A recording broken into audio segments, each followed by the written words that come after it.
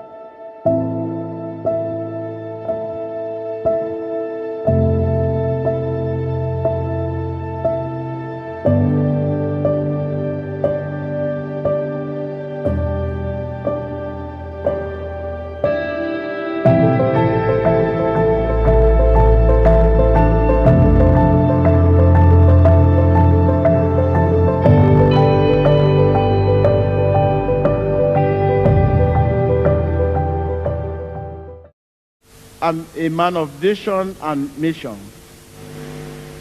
Write it, there will be betrayal among my workers. But greater is he that is in me. This is Bissela Johnson when she first came to the Synagogue Church of All Nations, an insecure and unstable young woman. Let us go back to the time, many years ago, when in a hopeless state she revealed what had really brought her to the Synagogue Church of All Nations. Please, I want to do everything to please God and to please you because of what God has done for me. Tell us what brought you initially to this church and what God saved you from. God saved me from spirit of death because before every time I always think of death. I always dream of death. Even when I was working, anytime I'm in a position and I have a terrible dream, they always demote me or something always happens. What is the problem you have with your brain? I always have a terrible headache, which is called migraine. And anytime it happens, I always misbehave. I don't care about what happens in my surroundings. I always behave irrationally. I don't care about what happens to me next.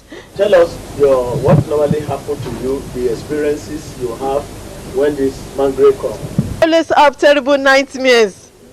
So this nightmares always haunts me. I don't regard anybody.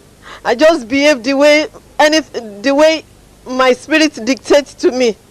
Anything my spirit says, I will just do it. If you have ever experienced a migraine, you will know what effect it has on your ability to reason well. What you have just heard is enough to discredit any story Bissela may have spread, as she confessed that when that migraine headache comes upon her, she has no regard for herself, let alone her surroundings or anyone else.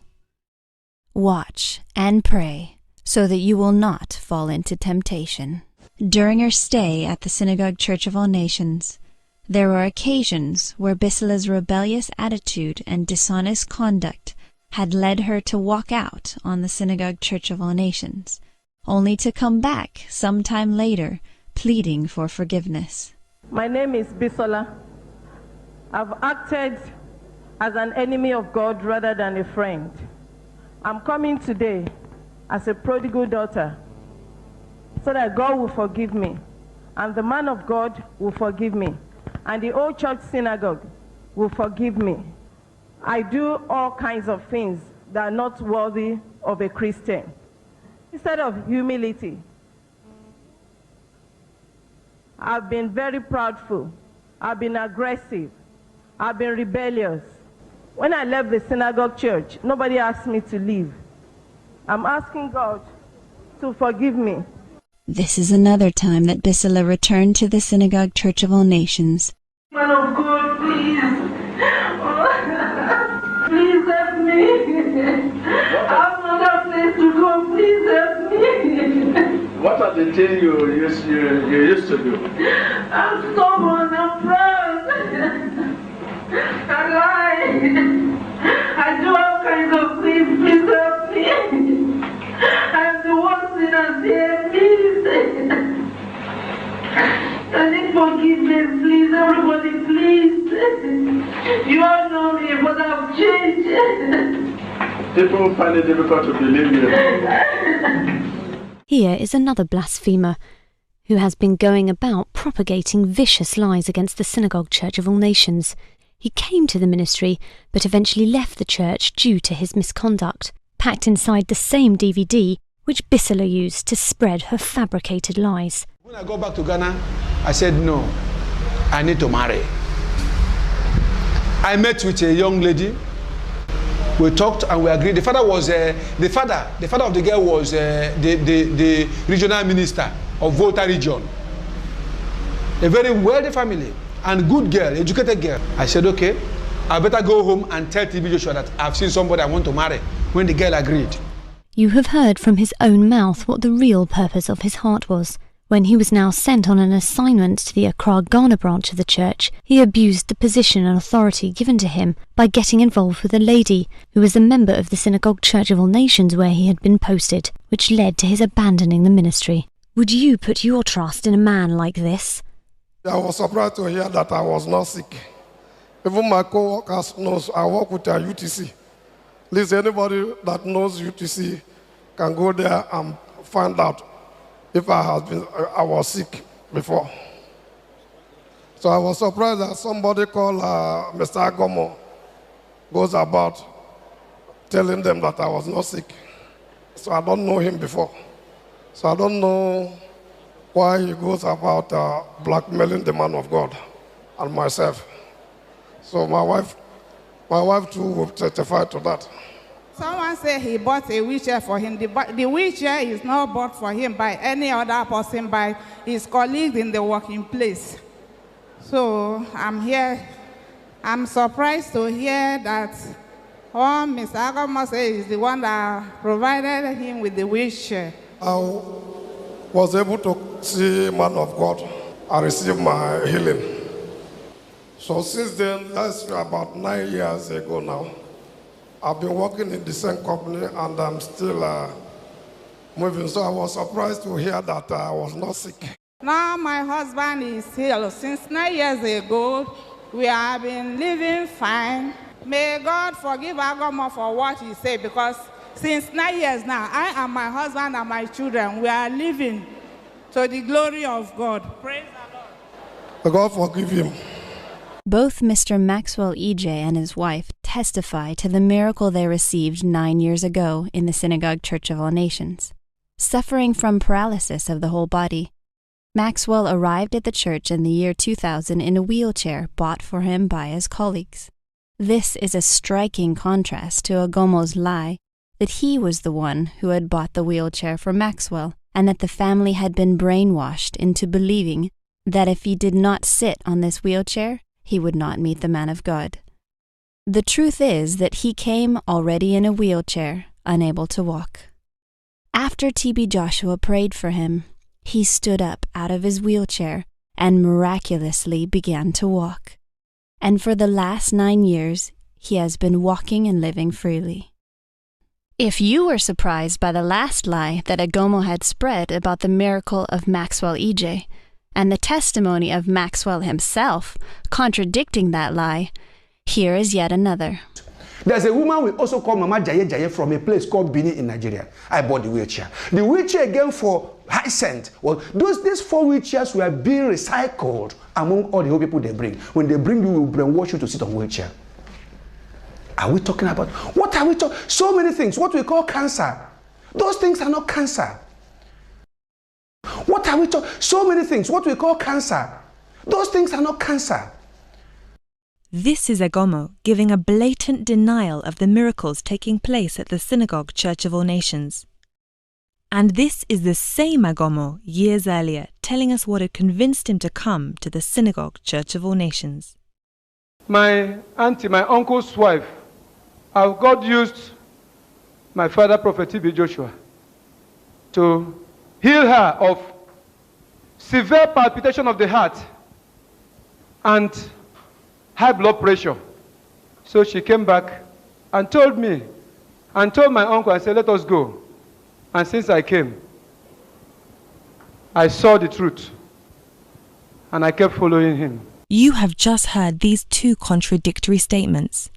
A man who said it was the truth of the miracles that had brought him to the Synagogue Church of All Nations is now denying the very miracles which had convinced him in the first place. In front of the congregation of one of the branches of the church, here he is avidly proclaiming the good news of God from his own 10 years of experience at the Synagogue Church of All Nations. Please, what I'm saying is not I had, or it's like. I'm telling you, I'm a witness. I'm telling you what I've been seeing for the past 10 years. If he comes here, oh, you will know that. You will know that if you meet an anointed man, you are blessed. If he meets you, you are blessed. If you pass him, you are blessed. If he passes you, you are blessed. Me, as for me personally, I'm not going anywhere. I'll be here. I'm going to share from that blessing. I'm not tired of blessing me. I still need more of blessing from him. So you can imagine, if I said he's coming with a lot of blessings, with the host of heaven, with the angels of heaven to visit you, and I'm saying I want to partake from your own blessings, that means I know what I'm saying. I'm not just talking. I'm talking out of experience. Is this the same man who came to the Synagogue Church of All Nations because he heard of the miracles, who testified for more than 10 years of these very miracles, and is now denying that these miracles ever existed? This poses the question: what should be our response to such a man, fraught with dubious inconsistencies and selfish ambition? In this case, we leave you to come to your own conclusion.